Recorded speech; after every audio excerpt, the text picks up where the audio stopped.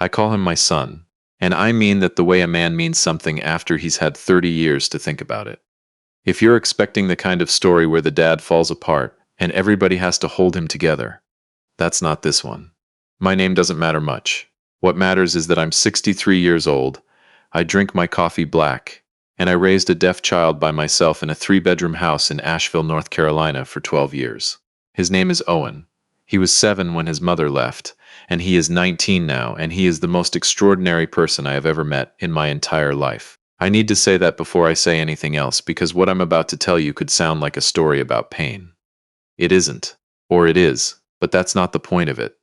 The point of it is Owen, his mother. I'll call her my ex-wife because that's what she is. Left in the spring of 2012. Owen was in 2nd grade.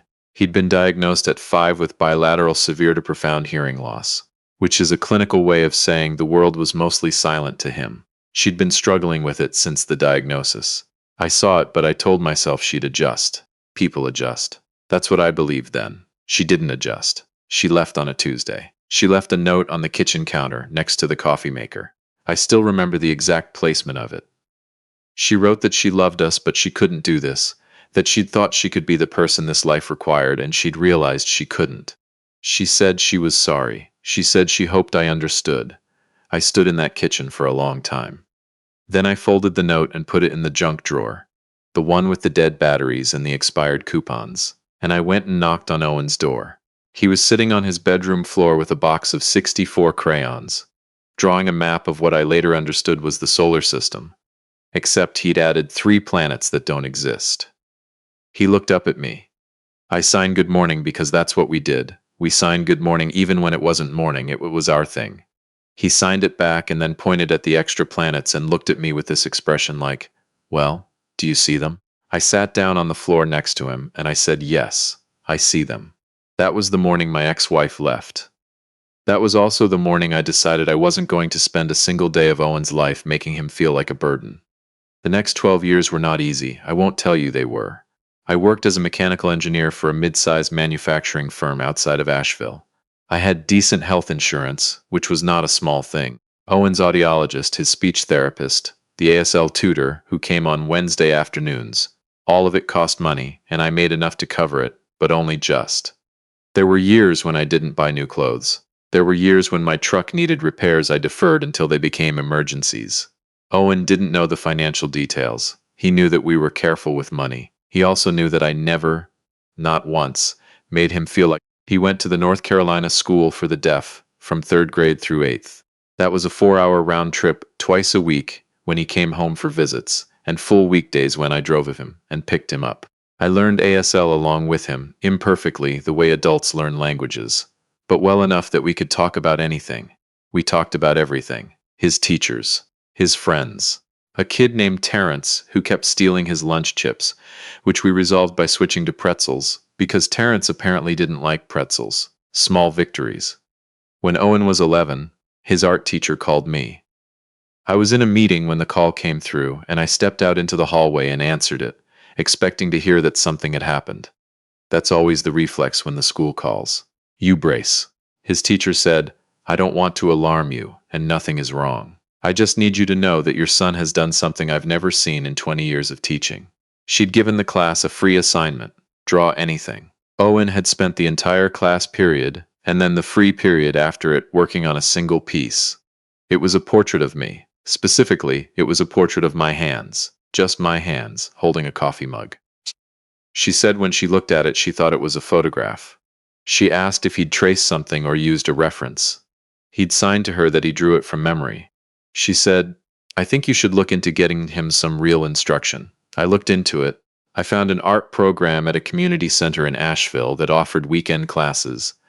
And then I found a private instructor named, well, she went by Miss Lorena, and she taught out of a studio space above a framing shop downtown. She told me at our first meeting that Owen was one of the 3 most gifted students she'd encountered in 32 years of teaching. She said it without performance, the way you say something you're simply certain of. Owen worked with Miss Lorena for 4 years.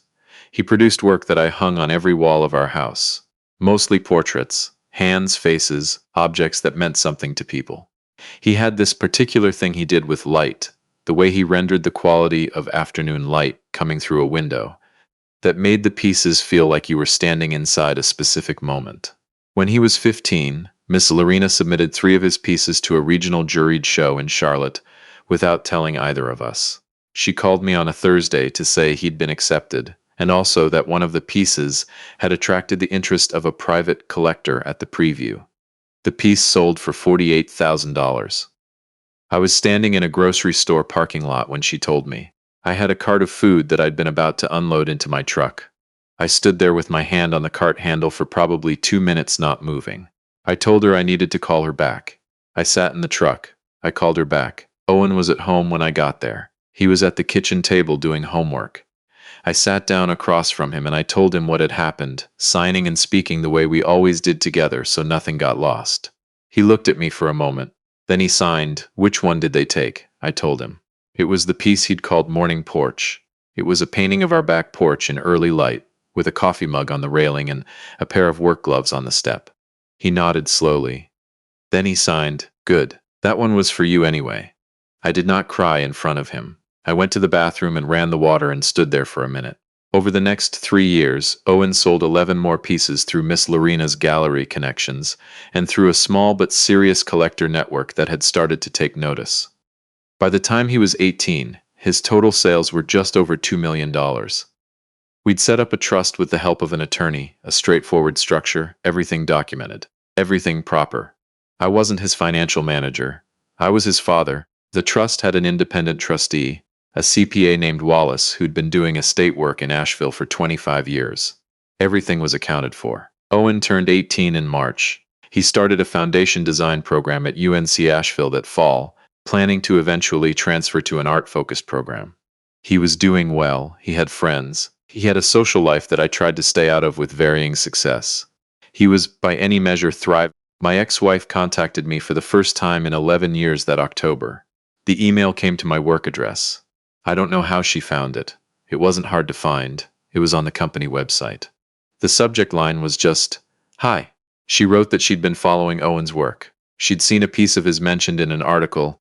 There'd been a short profile of him in an Asheville arts publication that ran in August. She said she was proud of him. She said she'd done a lot of thinking over the years. She said she thought it might be time to reconnect. I read the email 3 times. Then I forwarded it to my attorney, a woman named Patricia, not the Patricia from Owen's old videos, a different one, and asked for her opinion.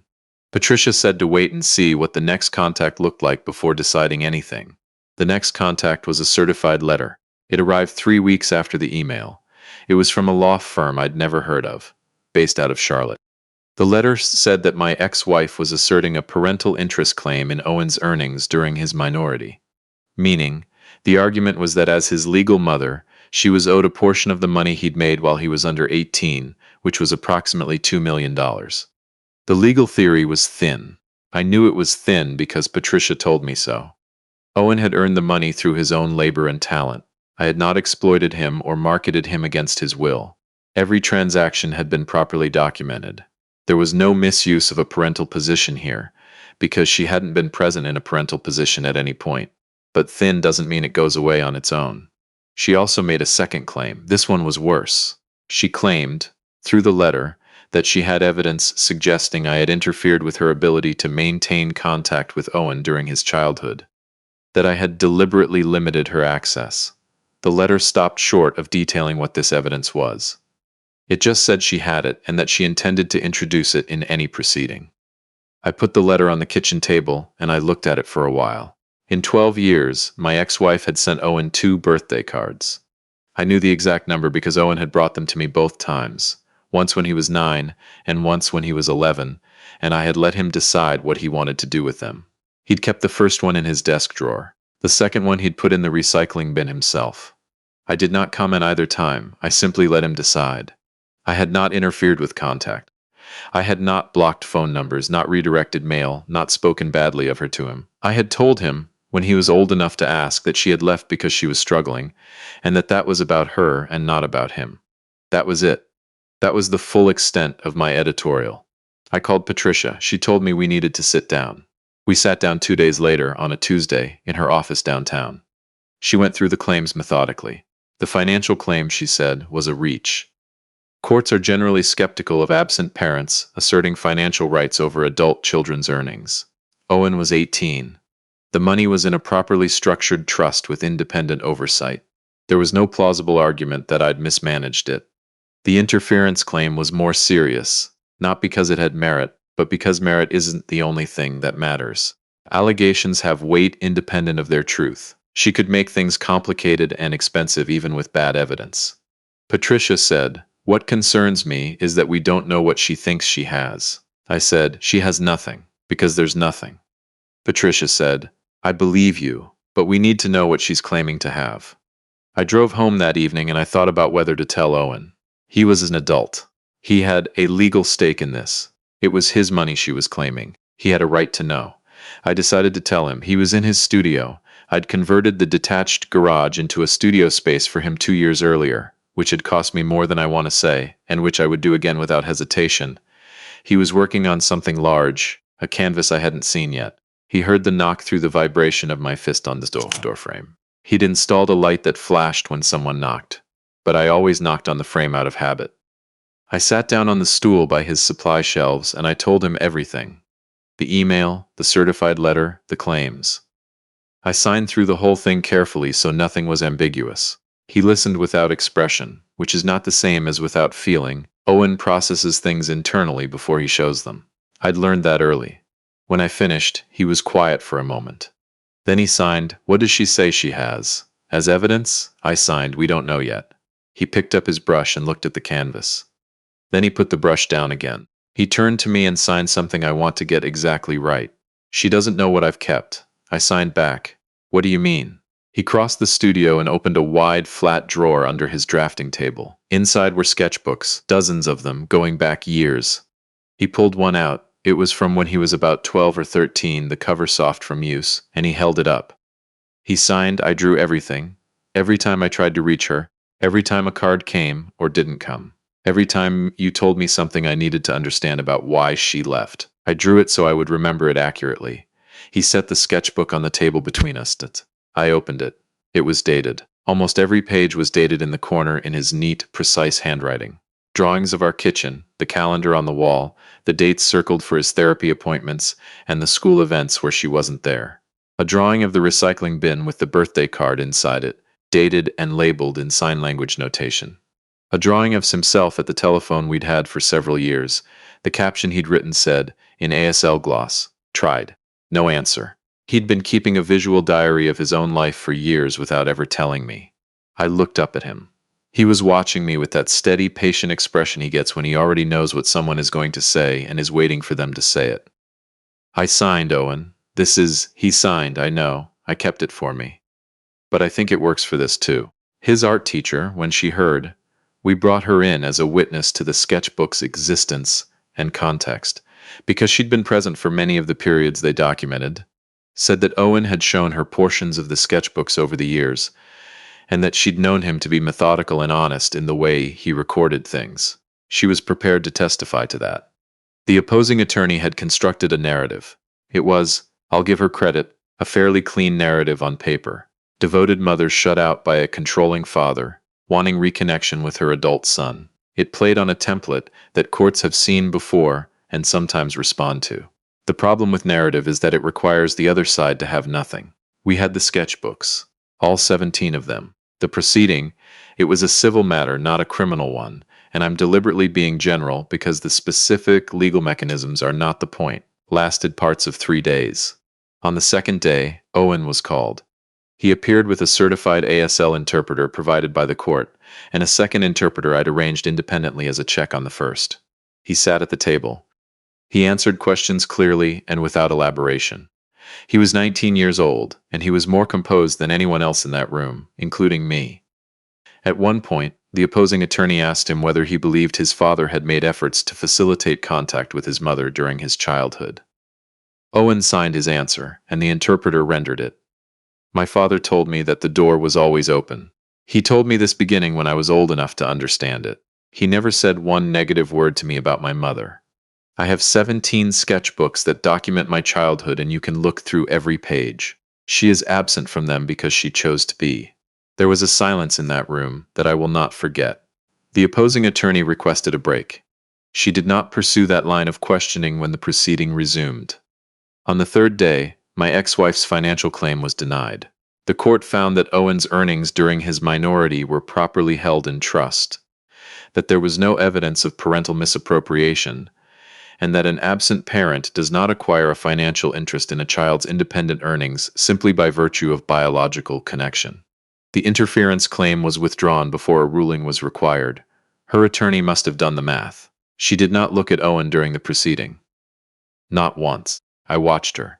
She looked at the table, at the window, at her attorney. Not once at him. Owen looked at her. I noticed that too. After it was over, in the parking lot, Owen and I sat in my truck for a minute before driving home. He was looking out the windshield at the parking structure across the street. I signed to him. "How are you doing?" He thought about it. Then he signed. I feel like I'd already said goodbye to her a long time ago.